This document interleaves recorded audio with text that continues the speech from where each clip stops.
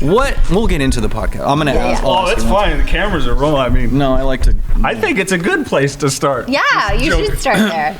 Okay, so apparently I have a sex addiction. And hopefully my mom's not watching this. Not necessarily. It doesn't necessarily indicate a sex addiction. Just men and women manifest sex and love addiction differently. Well, not really. Sometimes we do it the same, but the thing is, like, we confuse sex with intimacy. We have trouble connecting it. You know, especially if you come from the past and you've watched too much porn, then you're even more disconnected from your sexuality and intimacy with someone. So it doesn't mean you're a sex addict. It means you have trouble connecting your intimacy with your sexuality. So my question is, how do I know the difference between a sex addiction and me just enjoying sex? You know what I mean? Yeah. Oh, I get it. Yeah. Well, it's a couple of things. That's the complication of it's such a complicated disease because you can be addicted to one specific person and use your sexuality for manipulation and control or trying to connect with them, but not actually connecting with them, playing a role. Right. And yes, I enjoy sex. Everybody enjoys sex. You're supposed to enjoy sex. It's when you have negative things attached to it. For me, it's like power, control, manipulation, not living in reality, wanting to live in fantasy, putting like my needs on someone else to fulfill me. So it's all that. And then if you can't put it down, like if you have to masturbate when you have a feeling, if you have to look at porn because you have a feeling, if you have to go be intimate with your partner or go, swipe left and right for attention, get on Instagram, look for likes, validation, and you can't stop. See, I don't have that. I don't feel like, shit, I need to masturbate right now. Like, fuck, I need to go. It's not like that. Okay. So, and same with porn. Like, I mean, I don't know. I've never really, I've watched porn, obviously, everybody has, but it's not like I cannot wait to get home to watch There's porn not a compulsion. and punch the clown. Yeah, I was going to say, I think you know what I mean? Yeah, I would definitely say that the compulsion of it is like that's a factor into all the addictions. I mean, dealing with money, some people say that, it's like a shopping thing. If like, I can't have credit cards. Other people have problems with money, but credit cards aren't a problem for them. Like they can pay them off every month. They don't have any things, but they don't buy anything for themselves. Sure. They look at themselves like they're not worthy. And it's the compulsion, I think, which for each. It's so, that's the complication, like with drugs and alcohol, you just don't do it. Right. Yeah. But sex, love, money, all that stuff, you have to still have a part eating, of eating part of your life. But it's like, where do I go not to feel my feelings? Right. Do I turn to my partner to fix me, to be my soulmate, to give me my worth? That's a problem. Yeah. Or validation. Or validation. Exactly. Right. Or to put me in a better mood. And then it's like, then is he too codependent on my mood? Like, does my mood affect him? And that's part of the love addiction. Like, are you picking people that you take on their personality, their moods, right? Or if they're not available, do you feel depleted and worthless? Yeah. So it's just so complicated, and I think that's why a lot of our society doesn't want to look at it. Right. It's not like, hey, you go have one night stands, you cheat on your partner, you are constantly looking for the next person. I've never had a one-night stand at all. I haven't had many sexual partners, and that still makes me a sex addict. Right. Yeah, you should listen to her book. Yeah. You'll get some of it in there. I think I've probably figured out kind of who is you and who isn't in it because it is fictitious, but it's great. Because that's what you would think. That's a stereotype with like a sex addict, one-night stands, just banging any random person off the street. Like that would be the stereotype, but that's not the case. No, that's why I came out. That's why we together made a decision to break my anonymity. Well, I broke it. He suggested it. I was supporting it. You were supporting it. Yeah. Well, what was happening, we were creating this show about women, sex, and love addicts with our friend Jana Kramer, and what was happening is the narrative that was going out there wasn't the actual truth. It was more stereotypical, is that the word? And it's more men are, the sex addicts, and, the women aren't involved, there's not that many women. Oh, they're sluts and they're this, and it's like. Instead of the school teacher down the street. Yeah. Or the CEO woman, or the janitor. Like, women are sex and love addicts. And so we wanted to change that narrative because every time somebody thinks about it, they think about a guy cheating, getting caught with his wife, Right. Or porn or whatever. Yeah, and I had enough recovery after 10 years, and we're in a really good place. I don't advise anybody if they're getting sober in sex and love addiction to go out into the world and say, I'm a sex and love addict, because there's so much stigma and shame. Plus, there's a lot of healing as a couple that we have to do. And you are going through your program at the same time. Which is like the reason that I really, wanted to talk with you both in person, because you had suggested we were talking like, oh, have Mark come down. I'm like, what if we both talk? Because it's such a compelling thing. I think, we've had, like I was saying, couples on that they met, after recovery, through the process. But for you were already in recovery, but then fell in love with someone that had yet to confront the sex and love addiction. Yeah, and what's so interesting in the beginning too, there was, I had this spirituality, I had this program, and I had sort of this, I remember her going, at first it was like, why do you still go to meetings? Like after all this time? Yeah, you have 21 years, it was 21 years at that time. Yeah, something like 20, and then it was, well, wait, how come you're doing this every week, or however many times a week I was doing it, to kind of almost a jealous that like I had this like group of people that I was so intimate with on But that's the love addiction. Like I felt insecure that he was close to other people. Right? Like here's my partner. We were always together. We are in business together, and he would go to these men's groups and have all these people that I didn't know, and it was making me really jealous. What about if he had female coworkers, friends? Oh, well, she sort of like snipped that in, like early on in our relationship. I mean, because he was inappropriate. Come on. Oh, wow. I mean, I just thought it was like, just a healthy flirting, there's like, it's. My dad's that way. My mom never really cared, but my dad's very flirtatious with people. So I get it. Yeah, and so in my mind at the time, it was like, I'm just being, just sweet to some random person in my acting class. Let me just give her a massage or something, Yeah. And once we started dating, sweet. Like, let's go into it a little more. We weren't dating at that time, but I would see him massaging like a woman. Exactly. It was like right before. And I'd be like, who is this player? Like, I'm not like, Exactly. And then once we started to date, like at one point she turned around and somebody was giving me a massage in class. This girl was giving me a massage in class. She was like, and the look on her face was like, oh, I'm going to kill her. I'm going to cut her.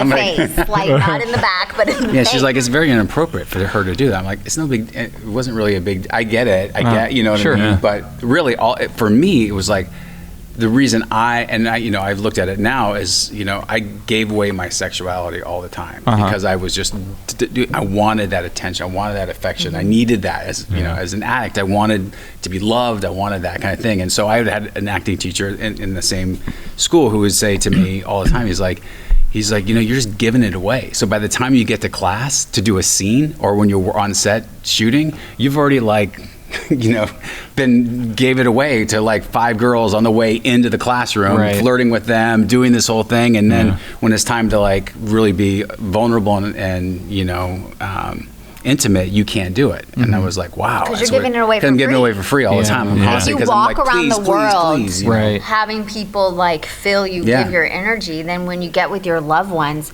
you don't have anything to give anymore. Because you're giving it out. Yeah. I can relate to that very much, where I was like, oh, that's in it. Ironically, though, the person that would take it out on me then would go and hang like this over rock stars or whatever else it was. But wait, no, my friend that I've known for 20 years, tough day, But that, again, that's not owning my own shit. Doesn't matter that other person's behavior. But I will own up, like I was the biggest flirt. It was just incognito because I love secrets and lies. So I would like flirt where no one could see it. I wasn't blatantly obvious.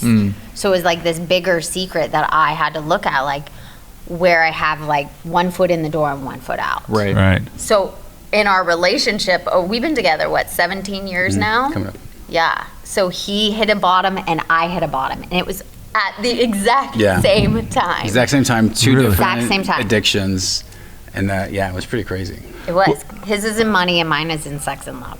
Like really? The two things that like people murder people over. Yeah. Oh yeah, for sure. So in addition to the NAAA, you had some issues with money too. Yeah. So for me, wow, I didn't know that. So for me, it was 2009, right? 2009, is when it started. Not when it started. Is when I sort of had this realization that something was going on, because I was literally At the top of your game. Yeah, I was at the top of my career. I had I'd worked so hard, and in my mind always was I just needed to like get the break, you know. I needed the big check. I needed to get the next thing like that. As soon as I got that, then I'd be happy, and then But that's what everybody thinks. Yeah. And so for me, it was always this idea that okay, well, the money and the debt and, you know, like credit card, like, you know, all that's it's fine. I'm going to pay it off as soon as, like, Dad, I'll pay you back as soon as I can, you know, get this thing. And it was all that was happening. So I'm on the outside. I'm literally at the top of my game. Shooting a show for Sony. He's leading. Yeah, He something I wrote, it. I created, like, you know, I produced it, and like this. I'm laughing. Yeah, it's like a $1 million thing. Yeah, and at the same time, you know, Brianne and I are like just butting heads. This is like the bigger my life was, the more she was getting jealous, the more she was, you know, getting more needy and more attention, and like angry with everything I was doing, and she was in the project, but it didn't matter, you know, and I was shooting prom night and doing my thing. Yeah. So it's not like I was at home like, Mom. No. Yeah. Like, it was just this, we collided at the same time, and it's like he's at the height, and then you can tell him about being at the, did you want to tell him about being at the? Yeah. Yeah. At the the thing. The thing. Yeah. so I guess it was it? I think it was 2010 is when that happened. So the first year, though, from 2009 is when I realized, wow, like I can see the money thing. And I'd heard it in an AA meeting. Somebody was talking about the abundance in her life, the change, all this stuff. And she said her relationship was different. Everything was great. And then, you know, they said time's up. And she's like, okay, thank you. Oh, I just want to say, like, I owe my life to Debtors Anonymous. Thank you. You know, and I was like, after the meeting, I was like, beeline to her. I was like, what does that mean? I've never even, 20 years in the program, I've never heard of Debtors Anonymous. And you've never heard of SLA. Yeah, I never heard of Sex and Love Anonymous Anonymous or anything. And so she explained it to me. She's like, there's a meeting Saturday. Do you want to go? So I went, and I was like, oh, I heard my story. I heard, you know, much like I've heard in Al-Anon. Like, there's these stories I'm hearing, these people that have, you know, don't have the proper relationship with money. They don't know how to talk about money. It gets uncomfortable. They don't feel, you know, whatever. And so that for a full year, you know, I did this project. I got this huge paycheck. I was like, put money towards my debt. I put money towards like my current bills, and then for the future. And then I stopped going to meetings, and all I did is just every day just check Make Up America and just watch my account go down, down, and down, and down until this moment where I'm like, you know, again, top of my game in Banff in Canada, like on this panel talking about my awesome show and how awesome I am and how I've created this thing. I have $35 in my bank account. I have no idea how I'm going to pay for, like, they pay for the trip and this stuff. I have no idea I'm going to pay for dinner or anything. And she calls me and says, you know, why are we getting a 3-day notice on our door? We have to pay the rent. And the water's off. Did you not pay the bill? And like my world is just crashing down around me, like, and I said, I didn't pay the rent. And this on time. was the first year of my recovery in sex and love addiction. So you'd already had I'm crying every day for 9 months. Yeah. Right. I didn't work for the first year of my recovery because I remember you saying couldn't go that. into a job and be a different person when I didn't even have myself. So if you could imagine coming home and like already being like crawling out of your skin, taking away any reason to act out. The water's off. You can't wipe the tears away. But it was this moment where it was like, do we do this together? Right. Or do we go our separate ways? And the thing is, we made a pact, like, if we have to get healthy and we have to let go of each other, then we were going to do that. Mm-hmm. Like, we were willing to walk away from each other. But then I also realized, like, if I don't deal with this now with someone I love and care about as much as I could love and care about anybody at that moment, I would want to be friends with, then I was going to do it with the next person. Right. Yeah. And he knew that he was going to do it with the next person. So it was like, we just stuck it out. And it was Brutal. It sounds really fucking hard. Yes. It's like, you guys are so glad we're not there. I mean, I would have probably say I've been there, Yeah. but it went the other way. Yeah. It wasn't someone sticking by. It wasn't someone that when they, you know, genuinely loved, you know. Yeah. So, or that I genuinely loved in reality either. So. And we knew we couldn't fix it for each other. Yeah. Yeah. So we didn't try to fix it. He wasn't allowed to comfort me when I was crying. That was a big rule. Like, if I'm crying, you can't come and ask me. Really? Oh yeah, it was a huge rule. He wasn't allowed to fix it at all for me. And I'm sure that's hard for you as a partner too, seeing her cry. You want to go give her a hug and help her. And I want to tell her that everything's gonna be fine. Sure. And like, you know, I love you. It's not that bad. You're a great person. You know, but all that kind of stuff. But it literally had to just, you know, allow her to have this surrender, this breakdown. Right. You know, it's so interesting. And I could have given him money. Yeah. Because I'm a hoarder of money. I have lots of money. Like, I could give him money and it can fix his problem. Right. But that's not the problem. That's not Right. You know, that's just like being in a relationship isn't going to fix it for her, or being in somebody in a committed relationship that didn't fix it for her. You know.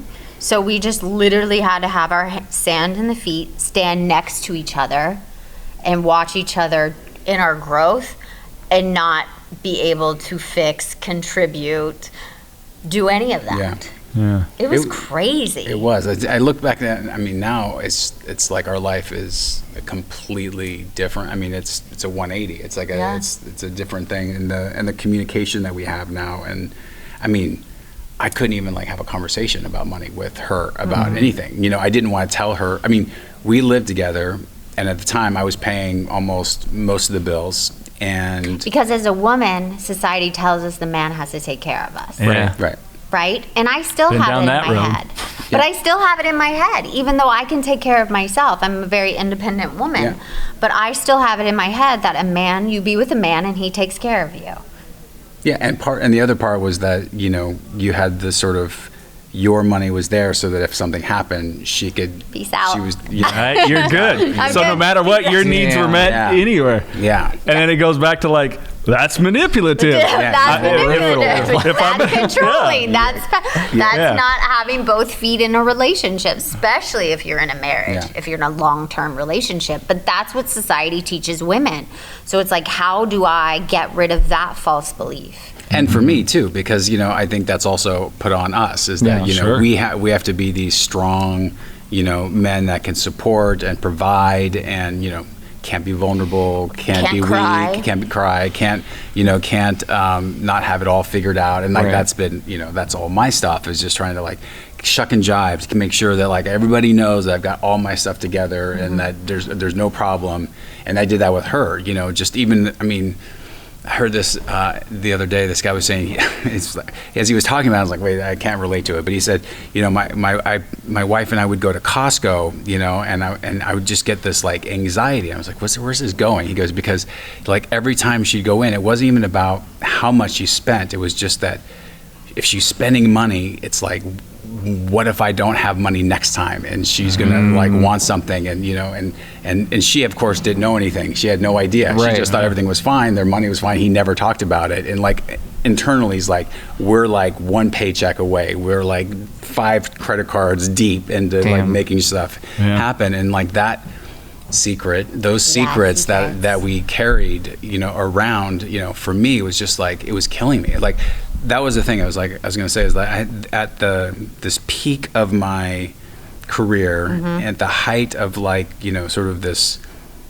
earning and, you know, it's like not even fame, but it was like, it felt like Notoriety. That, like notoriety. It felt like there was like, I was getting notoriety. Well, because it was the first website before like House of Cards. Yeah, and all that, yeah, exactly. That web series that got notoriety. Sure. It was like the biggest one they made at the time. But I was so spiritually bankrupt. Like I was like, that's how I was feeling. Like there was like, there's no, you know, my higher power, God, universe, like could handle everything else except my money. Like the money was like the thing I had to figure out. My career is that I had to figure out. Like I had to figure that stuff out. How long were you into recovery otherwise at that point? 20 years. 21 years. 21 years? So you're 21 years. 2009 then. Yeah. Wow. So what were your substances? Let's see. Everything? Yeah, pretty He's a much. whack-a-mole. Pretty much. Like, you know, so like beer and cocaine and crystal meth were sort of like, that was my morning. That was your Cocktail. kit for every day that ends in a Y? Exactly. I loved coke. Yeah. Right? Yeah. Yeah, right? I snort people. I've never snorted coke. I just snort and drink people. That's all I do. I don't know, man. No, When you're just hammered and you get, we won't need to go into details, but when I was in rehab, like, people would talk to me and they would be, so what are you running from, brother? What are you running from? I'm like, I'm not fucking running from anything. Have you ever done coke? It's a blast. Right. Like, my parents were and are great. I'm not running from shit. Right. I'm running from you in this conversation right now. So, yeah, mine was like, hey, I'm barbecuing for my family and I like to have, a few beers. Well, a few beers isn't a 30-pack guy, right. It's like, get it the fuck together. Yeah, Let's get a little focus here on the But he got context. sober at 19. Really? Yeah. Yeah. That's really young to confront. Yeah. Yeah, it was one of those moments where at the time I didn't think that I had a problem as much as everything's crashing around, and let me just, sort of like you were saying, like, I got a problem, you know, I just for whatever reason I got caught too many times. Yeah. You know what I mean? And crashed too many cars. Yeah, I crashed too many cars, and but by the grace of God, like, I just, like, within a couple years, but my second year, sort of that, desire to drink has been removed, and so, but the crazy is still there. I'm still, my head and the disease is, like, every day, still. 33 years later, I'm still, like, I wake up in the morning and, like, I get to make a choice. Like, am I going to listen to them? Which just feels like they're them are the crazies. The voices, the voices. Oh, yeah. Yeah. Give them we should have, I'm giving them the crazy. We should have mine talk to yours. It'd be a pretty interesting conversation. Exactly. Wow, we were just talking about two sponsors talking to each other we about were like two sponsors, like figuring it out for their sponsees together. The crazies are talking to each other, like, how did we get them more crazy? So, Mark, for you, what was your background, childhood? What led you to that? You have a family lineage of addiction, trauma. Yeah, neither of my parents are alcoholics. My dad, we could safely say sort of workaholism was sort of like his thing. That was, or an Al-Anon kind of thing, because I take their inventory. No, I'm kidding. But, and my mom.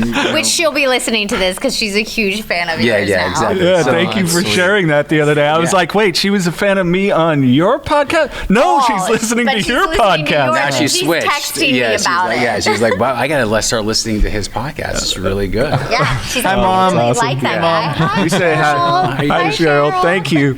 And so, seeing that, with my mom was more of maybe, let's say, like a love addiction, or a sex and love addiction. Oh gosh, and, your mom's gonna hear about my sex addiction now. Oh, it's okay. Her and I've talked about her. By the time, sorry, at the moment of this part of the, she's already Facebook friends you and sent you a note. No, good. She will, and she will like every single picture you ever do. That's sweet. My mom would do this. She's amazing. No, she's amazing. Sorry, as you were. Yeah, no. So I didn't have alcoholism in my house, but there was definitely, times in that in childhood, where there was, cheating, or there was fighting, or there was, sort of just screaming. Chaos and stuff that, like, I just felt, didn't have that security at times. But on both of their parents were alcoholics, and brothers and sisters, alcoholics and addicts and stuff. So growing up at like 8, 9 years old, I remember being at an AA meeting for somebody's birthday, for my grandfather's, 1-year birthday, and stuff. Wow. So I was aware of that, of it, but I never I never felt like in my house, it never made, I didn't see it in our house. It wasn't that, but there was, because I have friends that have like raging parents and stuff like that. It wasn't that. It was just, there was just this dysfunction, where they were just, they never, had tools like we have tools, and so I think there was that sort of time, and around the 9 or 10 is when the divorce happened, and my mom and I had this like very, sort of enmeshed relationship where I was her little man. Like I was going to take care of my brother and sister. Right. She told me everything that was going on. I was and during that time I was the secret keeper and all those things. So that emotional codependency was put upon you. Yeah, and so all I wanted just to escape, I just wanted to escape all that stuff. And so for me it was like whatever it was, from video games to food to stealing candy to then it was like drinking early, like around 15. I was drinking. So 15, 19, like hardcore. I was like hardcore, like, by the summer before my senior year, I was already drinking every day. So that was like sort of what again, a lot of my friends were, so it didn't feel like I was alcoholic as much as we're just all partying. To escape, or did you actually like how it tasted? Oh, I loved how it tasted. What was your drink of choice? Oh my God, I love this. So, I love you. Like, It's I'm so embarrassed. Malibu rum and Mountain Dew or something? No, I'm embarrassed. Zima? No. But, I had thrown up several times drinking the California coolers. That was that was at my time. You guys are too young for that. Yeah. No, I'm 43, so... He's 53. But So Are you 53? yeah. Oh, good for you. So, Looking good. No idea. Yeah. but That's why I just stopped drinking and using at 19. Stop drinking and using, This- kids. You'll look Yeah, as handsome look, as this guy right? in your 50s. Yeah. I got 10 years to hopefully be that good. I need to improve Like to 20 look years that younger good. than him. And I look Or, like I'm or just, just drink what I drank, which was Coors Light. Which Coors was Light. Hey. Coors Light, that was his. Coors Light, Dude, okay. we're from Central California, which people, when you tell them California, don't understand. Where we are is ag town. I'm drinking enough Coors Light to increase the stock But tenfold. here's the thing. I'm from Stockton. really? No. Yes, you guys are from We're the armpit literally, of California. literally looking at the. We were looking where you guys were located, and it's literally between. I know Stockton. I around Stockton. Like literally, We were my just in mom, Modesto. my brothers lived in Oh, no Turlock. shit, My I've always in mom, Modesto. my mom lives. My dad and my Lives in stepmom live Modesto. in Manteca. Manteca. My brother My uncle used to live lived in Manteca. My mom lived in Turlock. My brother lived in Turlock. I think somebody lived in Merced. Now they're all in sort of the Bay Area. Now. So we Sunday are. I've lived in Turlock. We are Our family in Manteca. Well, he lives in Merced. I live in Atwater, which is about, I don't know, 10 minutes away. Yeah. And then our studio is just south of Turlock. That's so funny. Wait, yeah. We'll have to So- do a third part when so you guys of course, come your through. mom's so So nice. nice. She's one of us. Yeah, exactly. Exactly. And We'll the have to Coors come Light. and we'll That's bring it. her. Yeah. You can be on Yeah, it. hell yeah. Awesome. That's awesome. But Coors Light. Yeah. Oh, so Coors Light was my. That was And my. that's the meth capital of the world. Yes, right. it is. Yeah. So And the most dangerous city Stockton in the was United for the States long right now. times. Yeah. Yeah. Yeah, it's bad. I loved Stockton when I worked in it because I was the district manager of an energy drink at the time, and I had a route in Stockton, and I loved working in Stockton, like the hood of Right, Stockton, right. because it was never a dull moment. You know what I mean? Like prostitutes would come up to my car and all this stuff, and I'm just like, no, ladies, Yeah. nuh-uh. And then I'm like, not for gonna all get me. like you're an undercover cop, and then you just back up, and you see like robberies happen and all this stuff, and I'm just kind of sitting back, just like drinking, my water, just watching everything. You love that? It was exciting. It wasn't. Well, he's an addict. It was Of cheap course he reality loves that. TV. That's true. It was just kind of like, oh, dude, that guy's gonna get fucked up. Watch him.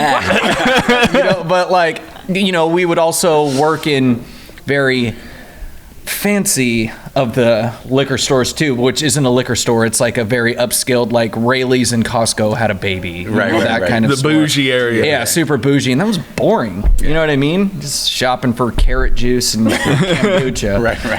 Not saying there's anything wrong with carrot juice and kombucha, whatever. But yeah, Kombucha. dude, Stockton. Yeah. I love Stockton. Wouldn't live there, No. but going there for work was fine. Yeah. So Gosh, what? that totally went and left. Sorry, bring us back, Jason. You got it. That's what I do.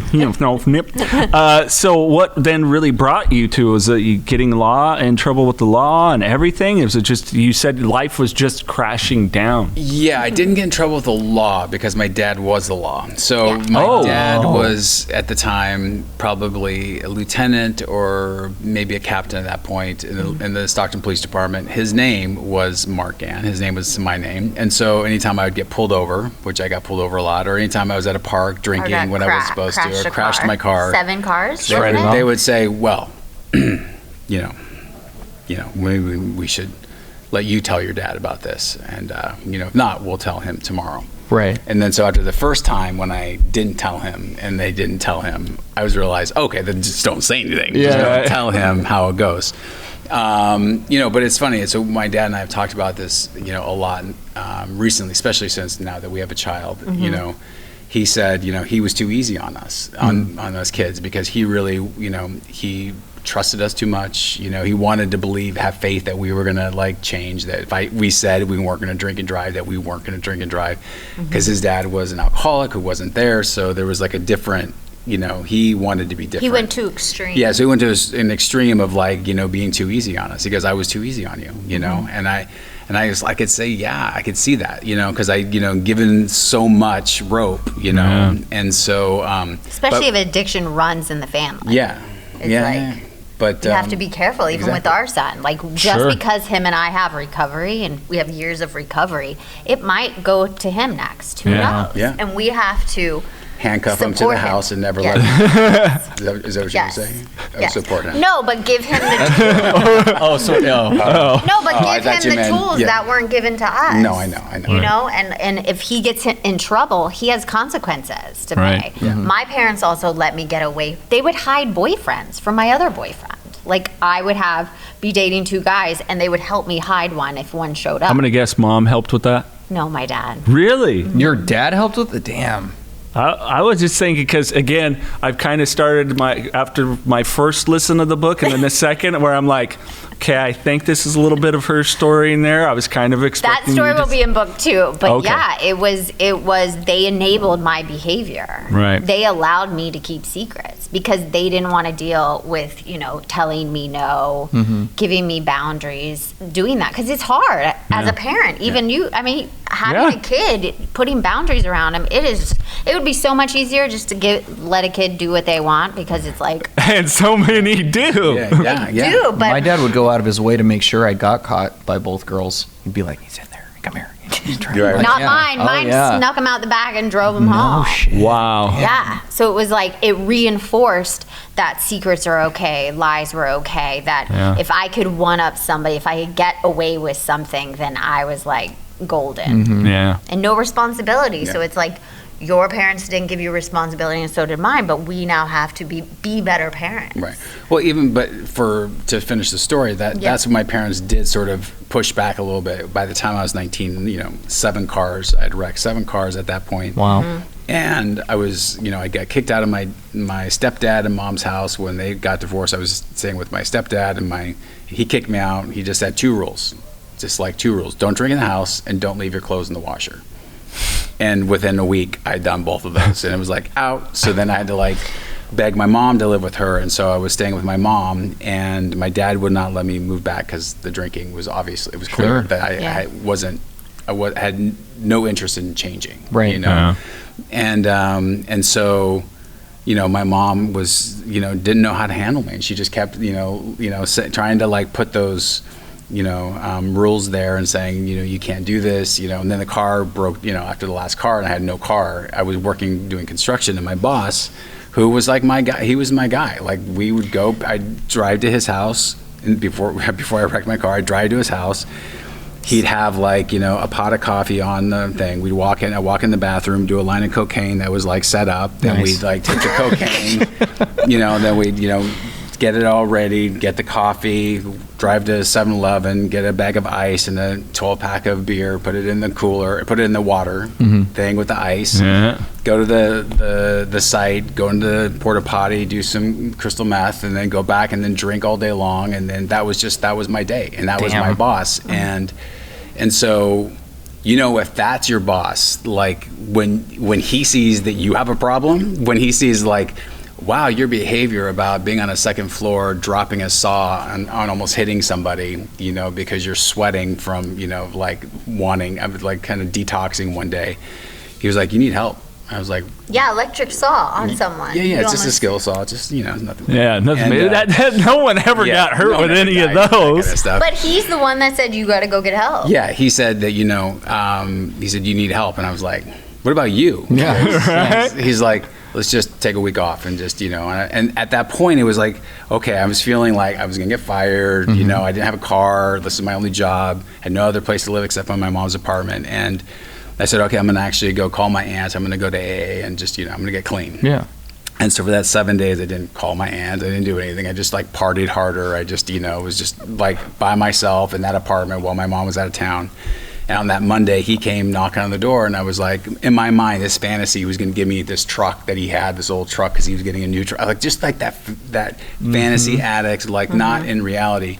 And he saw me, he's like, you're a mess. And I said, no, I'm clean. He's like, you've been up, I can tell, and I talked to your dad. You never even went and saw him.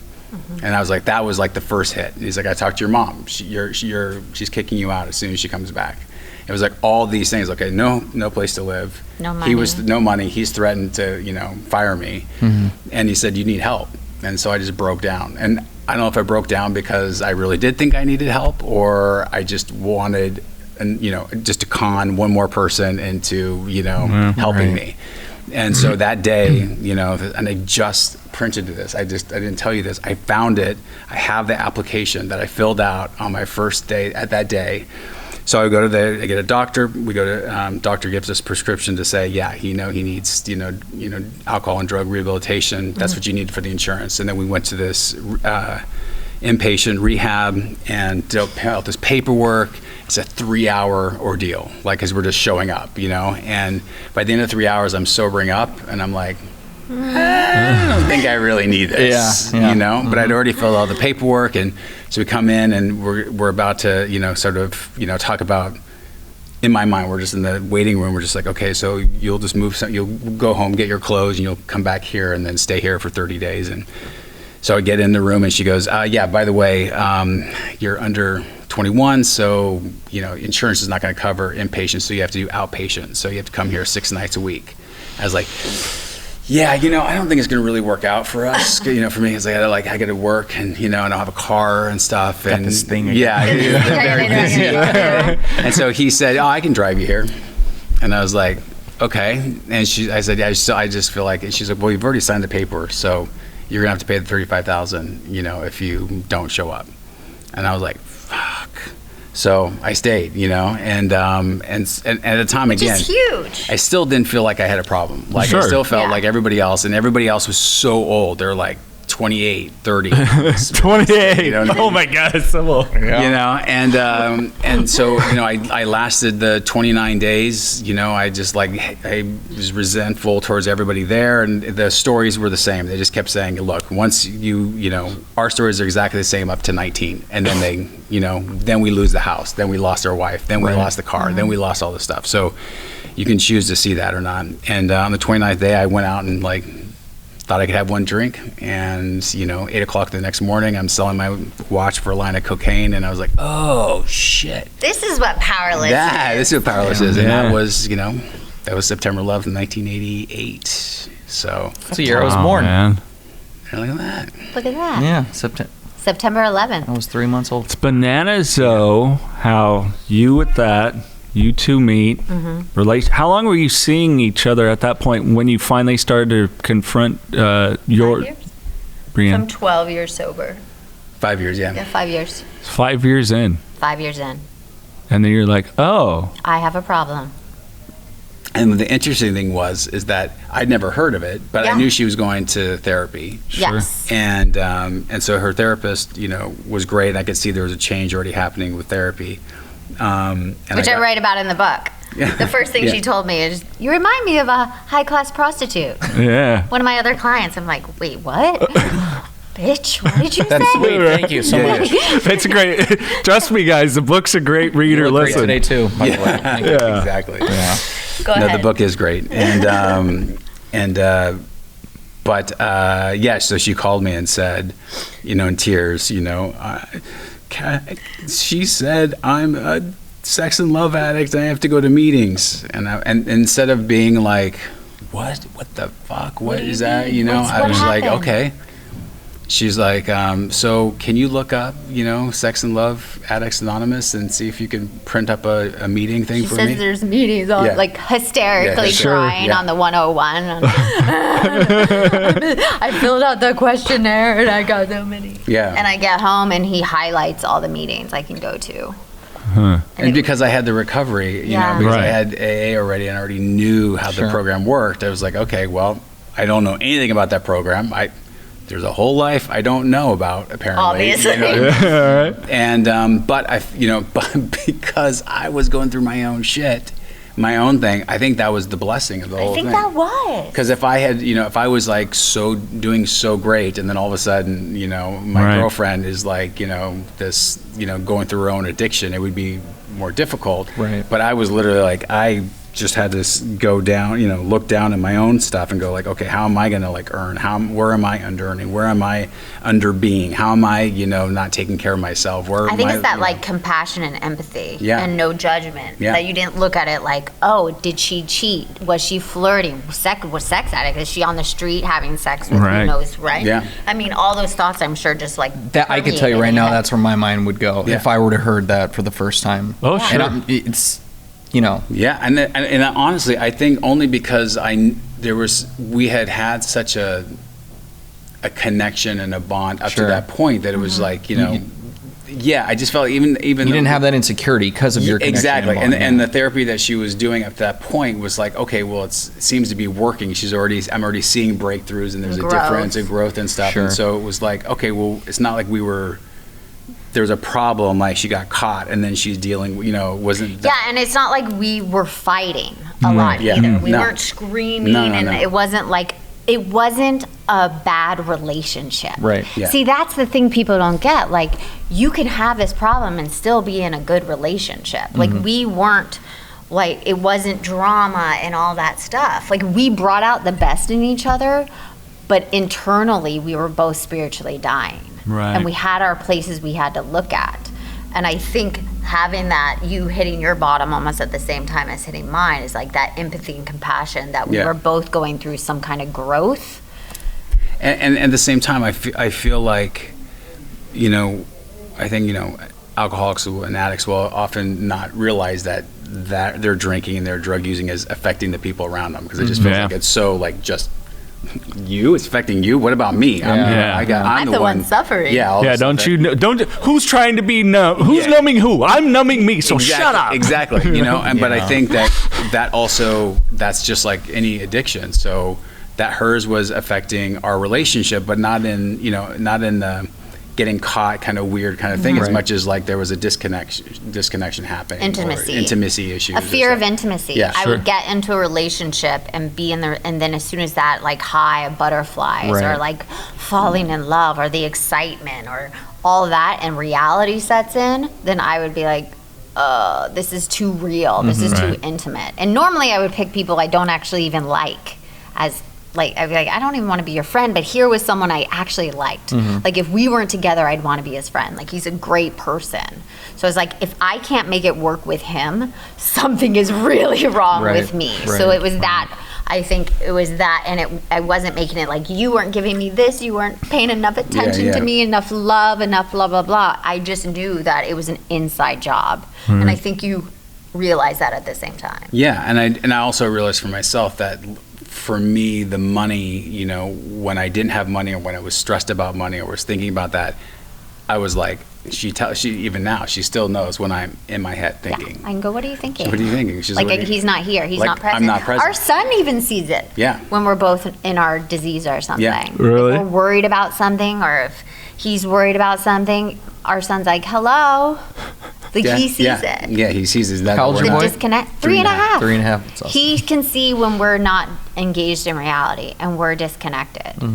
And that's like how powerful, because I'm sure all of us as kids saw our parents like that. Oh God, yes. for sure. I know for kids are sure. smart. So it's like, how can we model a better parent for our child so he doesn't feel the disconnection? So sometimes if he's like that, I'm like, dude, back to reality. Where are you? Yeah, and so that was affecting our relationship for sure, because there were times where just, I couldn't be there for her. So if I'm not there for her, I could see her sort of going off and, where's the attention? I'm on set. Here's all these guys, being nice to me and everything. And, when she's home with me, I'm like, hey, babe, I'm just going to get on my computer, try to figure out how to save the world and get some money and, pay the bills this month. You know what I mean? Just like that. Just obsession and self-centered thinking and fear and all that stuff. It's exhausting. I feel like taking a nap. How about mine or yours? Both. It's funny you say that. There's sometimes and it's not anything with the person, just there's so much from what they're sharing with us that you're just like,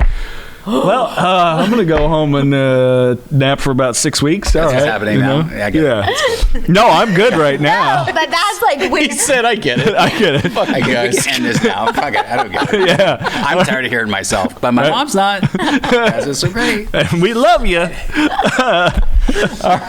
right. All right. Hey, now we're busting balls over here. This guy. Hey. Well, how did you? One thing that interests me. So, you get working in the program AA. 19. How did you even end up in the entertainment industry?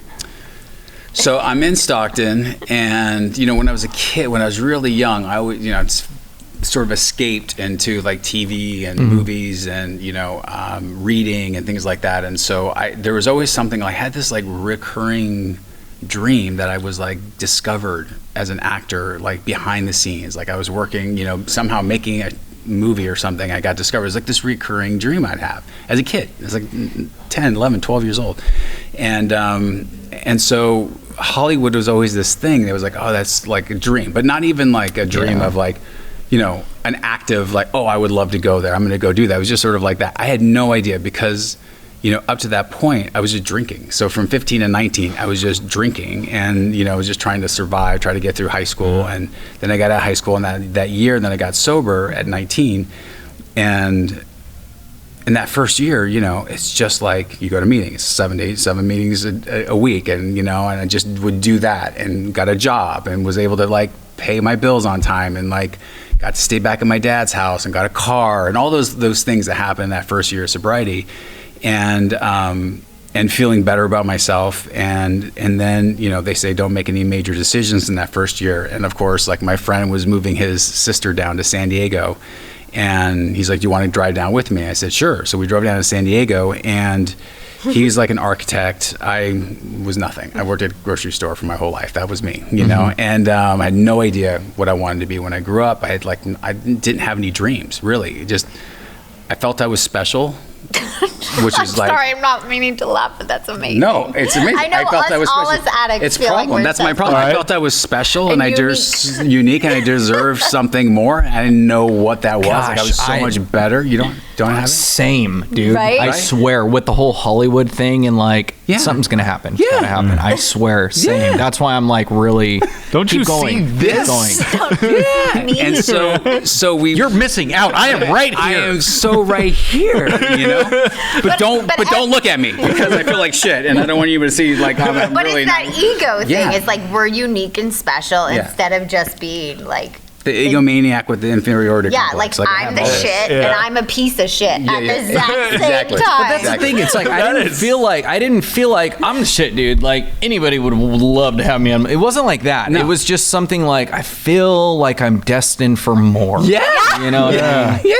I don't still know feel what it is, You still get. but I feel like I'm destined for more. And I'm hoping by 80 it happens for me. Right. Morgan Like, Freeman had a pretty right? big break in, what was it, Shawshank? Yeah. Just saying. Well, I'm the guy that you nailed it right there. Like, look, I'm the shit. Oh, and I'm a piece of shit. Right. Just right here at the same Yeah. moment. And you swing back and forth through it, Yeah. and it's Oh, just yeah. exhausting. But like we're this unique person, Yeah. and it's gonna happen for me. Yeah. And it's like, So here I am, like in San Diego, where like, I have no idea what I'm gonna do with my life. And we're in line at this city college, Mesa City College. She's gonna sign up to, like, she has one semester left before she goes to San Diego State.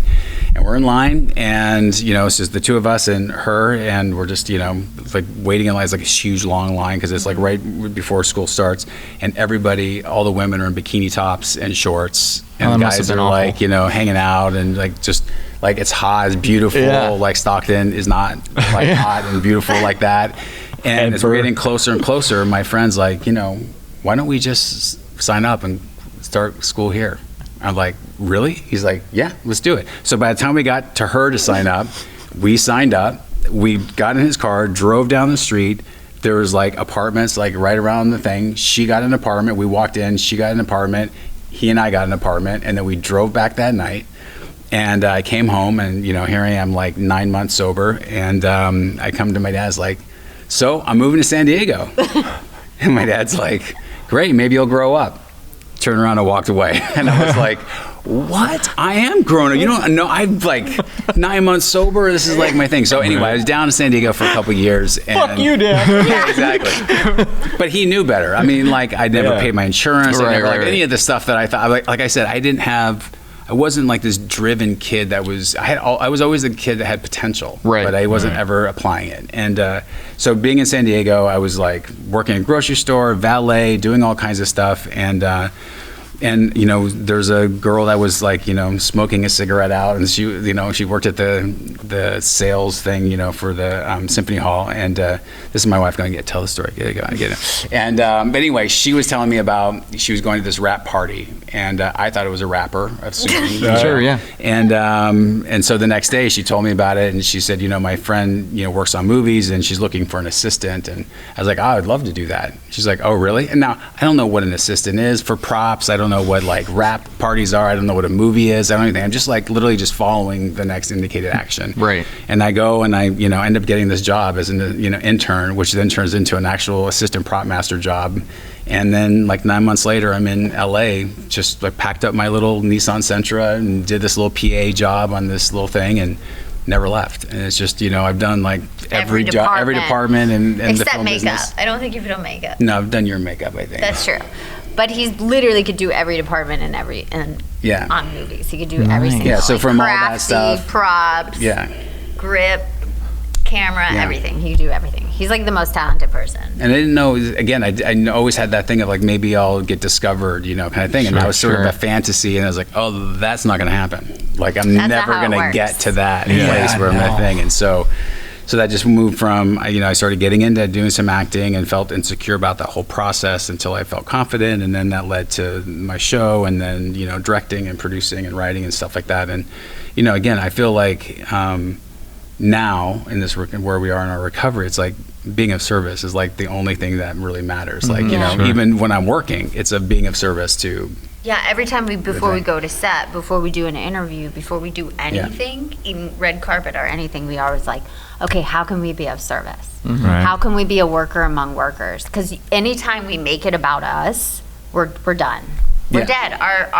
We like go into ego completely. Yeah. So we keep each other in check on a daily basis. Like we're like, okay, so you're being of service. Yeah. You're not unique and special. Exactly. You're a worker among workers. Yeah. Like that's a theme in our house. Yeah. I like that. Yeah. My girlfriend, she's good for me in that way. 'Cause it might be like, what are you looking at? Stats on the latest episodes? How'd it go?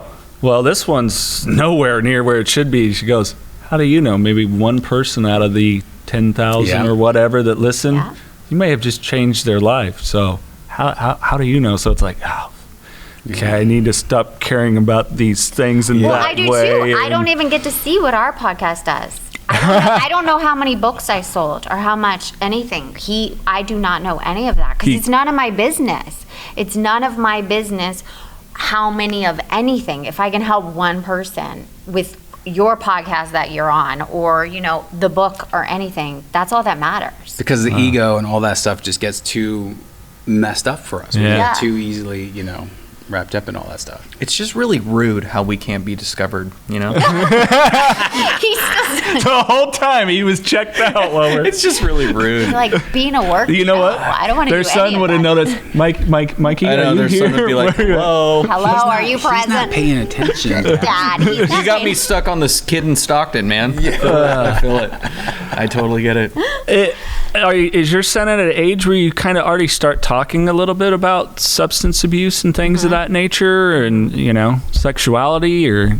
Well, not sexuality. Not so much? No, because I believe that sexuality is too prevalent in our society right now. I saw sexual things way too young. My favorite movie was Romeo and Juliet. Sure. You know, I saw porn way too young. I watched Taming of the Shrew, like horrible things for a child. So we don't talk about sexuality, but we definitely show intimacy in front of him in a healthy way, holding hands, touching each other, kissing, but in an appropriate way. Sure. We do talk about money. He earns an allowance. He has to do chores. He vacuums.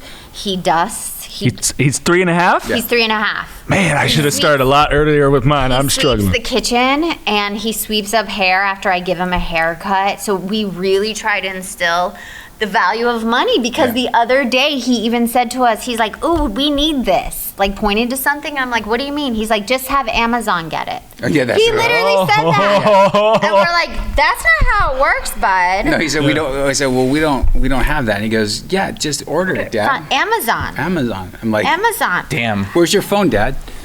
He literally said that. And so we, he has a piggy bank. If he wants something at Target, we then take it out of the piggy bank.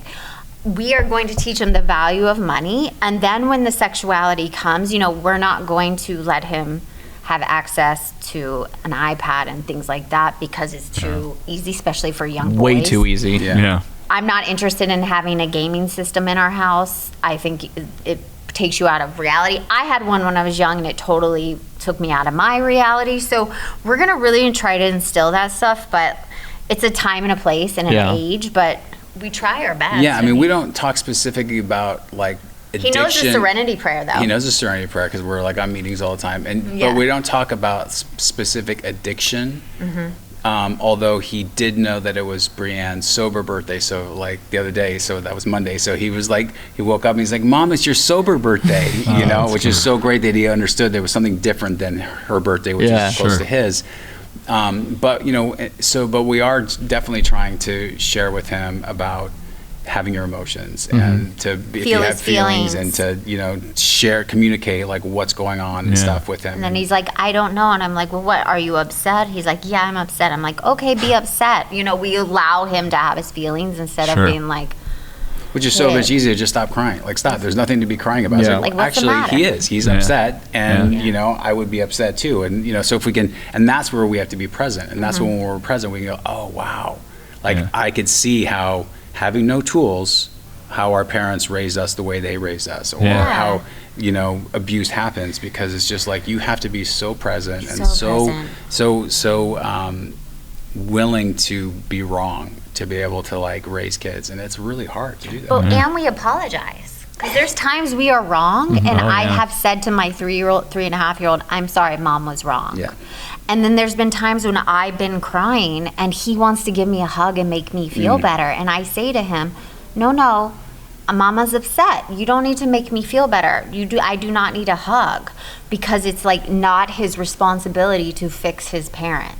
Yeah, and he's doing this whole thing for a while where he was like, "Are you happy now? Are you happy? Are you happy?" After he after he did something wrong, he wants to like make sure we're okay and happy, so everything's good. So he's trying to like, "Your hair's so pretty," or something to like do the thing. We're like, "Dude, everything's cool. Like, we can be frustrated. You can be frustrated. It's okay. We don't have to. It's okay. It can be okay not being okay." And that I just felt like as a kid, not that it wasn't modeled for us, but it definitely wasn't modeled for my parents either. To like, like not to be okay. It wasn't ever okay to be not okay. Yeah. And that's such an interesting thing that you say that, because for people that maybe this is how my brain broke it down, was like, yes, your son may have done something wrong, but then in letting him know it was wrong behavior and then him correcting it, just him handling it, it wasn't like he had to come back, "Now are you pleased with me?" And it's like, it doesn't matter. We're just letting you know about your behavior within itself that is completely disconnected from us, how we react to it, and everything else. And I think that's something I'm just now getting, and I'm 43, but I got hope, and I'm talking to my kids a lot more, as Brianne knows. So and it's boundaries. I've got hope. Yes. Boundaries with your kids. Boundaries, like, he cannot pin us against each other. Because that's what my parents did. I could manipulate between my parents and get what I wanted as a child, right? And we are really strong in that, where we are like, you do not come between me and him. And because we are so different in terms of like our energies and the way we, would probably raise children differently. If I wasn't with her, I would not have this amazing kid. I mean, because you were just so great about boundaries and about, being strong about, no, we said no, it's no. Like, we don't now go back and say yes. And like, and now because we have a kid that way, you just go, well, you're gonna have to give away these toys because we're getting new toys. Okay, give it away. You go to tell him at the grocery store, no, you can't. No, we're not doing. Okay. He doesn't like, he's not fighting for stuff. He's not trying. Like that insatiable thing that I had as a kid, where it was like never enough. Never enough attention, never enough toys, never enough, like, keep giving that hole that we all have. And he seems to not have that, which right now is great. I'm gonna knock. Knocking. I think this is what. Yeah. But the point, like, we are really trying our best to model for him what wasn't modeled for us, and I'm sure we're gonna mess up. I was gonna say we're doing it completely imperfectly. But the thing is like we check in almost every night at the end of the night, and we just kind of go like, and there's times where just, I'm frustrated that she's doing it the way she's doing it, when I'm like, I think it's just better this way. And she's like, I can tell you it's not better this way. But we can talk about that kind of stuff and be able to say, oh, wow, I didn't have your back when I did that. And now I can see the shift when I have her back, and when she has my back, then he feels safe. He feels safe. He doesn't feel like then all the sort of manipulation thing that my whole life has been about, the manipulating people, is gone. I don't feel like he's trying to, I'm not, okay, let me just go back to playing that. That's not going to work. Yeah. And I think the best thing is too, if we get triggered, like, I can look at him and go, I need to go. I can see he's like, peace out. But it's like knowing when we need our boundaries. Yeah. Right. For sure. With each other too. Like, I can look at him and go, you're really triggering me right now. I don't know what's going on. I'm going to go take time for myself.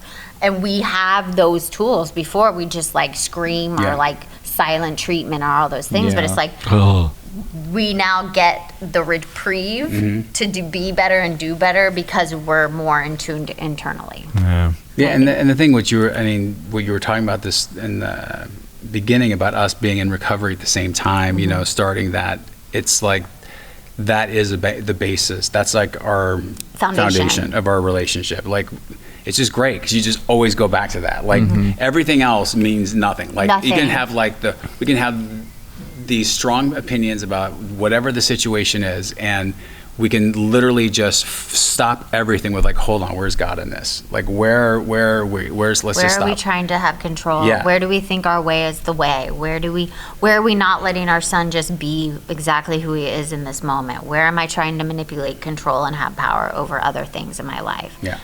Yeah. I think I do. Well, you got to remember he's funkle 2 boys and a little girl that he lives with, so he knows as well. Look at him though. I'm trying to think of like, your the kids have the power to a T. They totally have the power. Well, and your niece is so darn cute. That's fine. Maya, if she smiled at me and went, I would like a pony, I'd be like, all right, I'm going to figure that out. I got you guys. I'm a soft credit cards. But my daughter, I've gotten much better at just like no with a lot of things. But I really want to commend you guys too.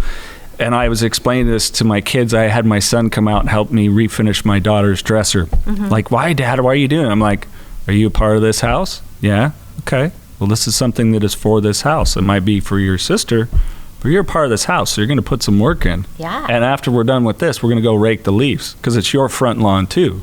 So it's really commendable. That I recommend is, maybe, and I look back because parents, we do make mistakes. Like, God, I should have went with my gut and got him on chores a little bit earlier, but I was reflecting on my childhood, like, oh, my dad used to make me scrub truck parts with solvent, and that was so miserable. It's like, no, I actually have a pretty good work ethic, and it probably came from that, and realizing I have to contribute. So kudos on that. I love it. I would get a shoe. He's the cutest little guy. My mom's Mexican, so she would throw the shoe if we did something or acted up. And they did a really good job on that, too. I was saying how you guys say don't have them pin against, how'd you explain it? Yeah, pin us against each other. There you go. Yeah. My parents did a pretty good job at that, too. So it's like I'm trying to relate, like, everything you're doing, because I don't have kids, but I want kids someday eventually, so I'm just like taking it all in and thinking like, video games, would I allow video games? Like, I mean, I had video games, but I couldn't touch them until everything was done. Right. So that was like my reward.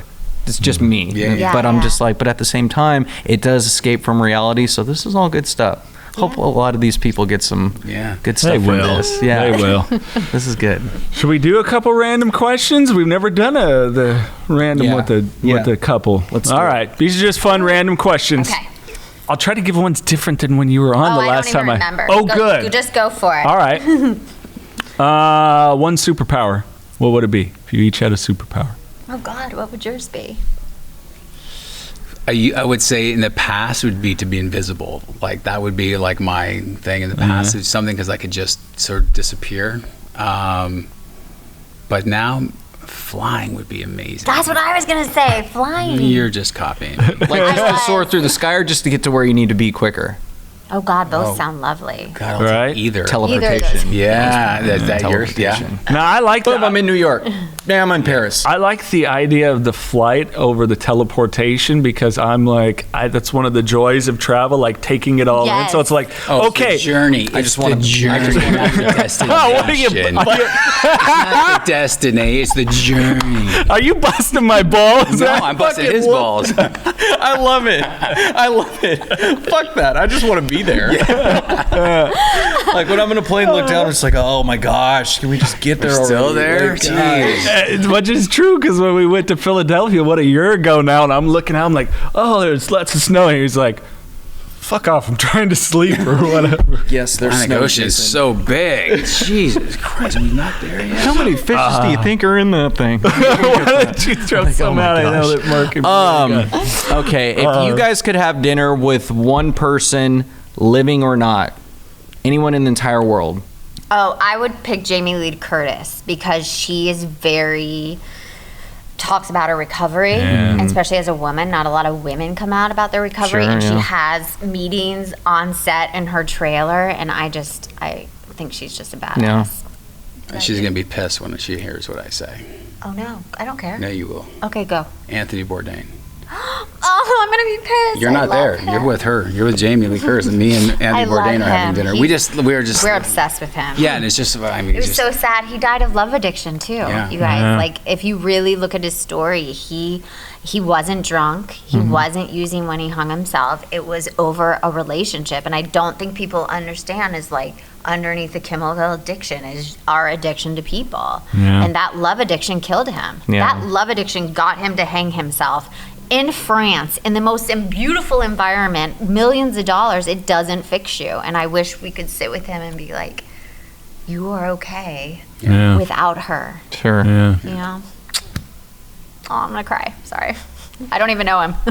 No, I think we leave you guys with the final words, and thank you for coming and sharing as a couple. This was fun. This was Yeah. Fun. We had a good This time. was good, Yeah. Thank you. and I'm really glad that we got to meet you both in person and appreciate you coming and sharing this because I think it's so imperative if there's people out there in those relationships and they could see it and realize like I've told even that someone that I went through a breakup with, but what they kept asking me, and they continually date people that are addicts usually of drugs, but the underlying stuff, and it's like, do I make them drink? It's like, no, but you're toxic Right. Yeah. and you got some work to do, Yeah. and it's exciting.